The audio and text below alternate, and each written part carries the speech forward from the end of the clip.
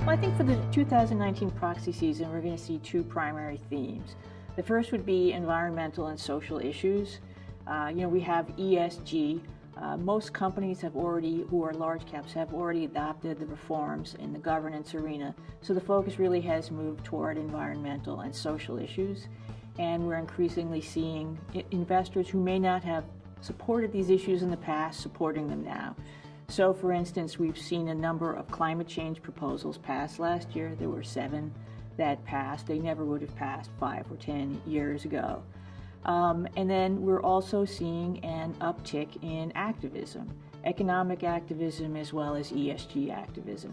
So, for example, last year, over 190 board seats were obtained by activists in proxy contests.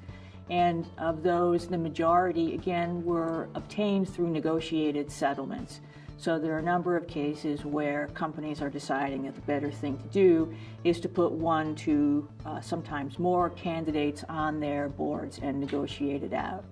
At the same time, activism also has an ESG component, which is pretty interesting.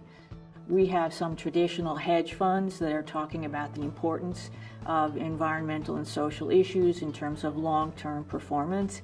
At the same time, we also have hedge funds that are raising impact funds, where we have investors who are investing on the basis of these theories, and presumably they believe there's some real value there. At the same time, some of these hedge funds are being pressed to pursue these issues of environmental, social, long-term performance by their underlying investors. And I think another key issue for the 2019 proxy season is the increasing use of the proxy statement as a communications tool. The proxy statement is no longer, or shouldn't be, merely a compliance tool. You have to have your required disclosures, but at the same time it's important that companies use them to explain their views on governance, why they've chosen the structures they have, why they have the directors they have. And obviously, diversity, all aspects of board composition are issues that are really under the spotlight. So it offers companies an opportunity to explain why they have the directors they have, and many investors want to know about the attributes of those directors, so race, ethnicity, etc. Those are increasingly important. And then also an opportunity to talk more about the director evaluation process, because that's part of composition and renewal. So companies are increasingly talking about how they go about this process.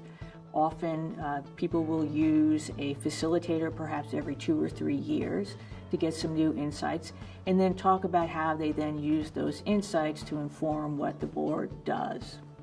We're seeing more shareholder proposals on the subject. Last year, a very large number of them were negotiated out because companies realized it was in their best interest to do so. But the Me Too movement, pay equity, gender equality, all of these issues are out there. They're being discussed.